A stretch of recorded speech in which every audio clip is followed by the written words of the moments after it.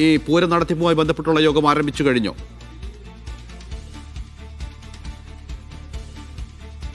പത്തരയ്ക്കാണ് പൂരം നടത്തിപ്പുമായി ബന്ധപ്പെട്ടുള്ള യോഗം. ആ യോഗം ഇനിയും തുടങ്ങിയിട്ടില്ല.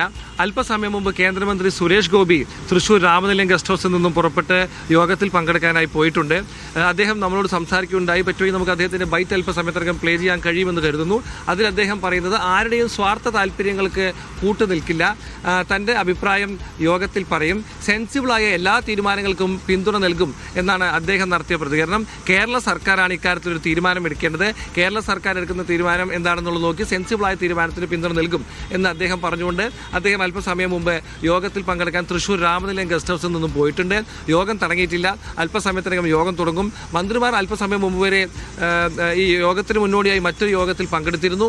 ആ യോഗം പൂർത്തിയാക്കിയിട്ടുണ്ട്. അല്പസമയത്തിനകം തൃശൂർ കളക്ടറേറ്റിൽ പൂരം നടത്തിപ്പുമായി ബന്ധപ്പെട്ട യോഗം തുടങ്ങും. ഈ യോഗത്തിലായിരിക്കും തിരുവമ്പാടി പാറമേക്കാവ് ദേവസ്വങ്ങൾ തങ്ങളുടെ നിലപാട് അറിയിക്കുക. അതിനുശേഷമാകും സർക്കാർ തങ്ങളുടെ നിലപാട് പറയുക. എന്ത് തീരുമാനമാണ് ഇവിടെ ഉണ്ടാവുക എന്നുള്ളത് വളരെ നിർണായകമാണ്. തൃശൂർ പൂരം നടത്തിപ്പുമായി ബന്ധപ്പെട്ടുള്ള പ്രധാനപ്പെട്ട നിർണായകമായ യോഗം ആരംഭിക്കാനിരിക്കുകയാണ്. അതിന് മുന്നോടിയായി മന്ത്രിമാർ യോഗം ചേർന്നു. അവർ എടുക്കുന്ന ഒരു തീരുമാനം ഉണ്ടാകുക.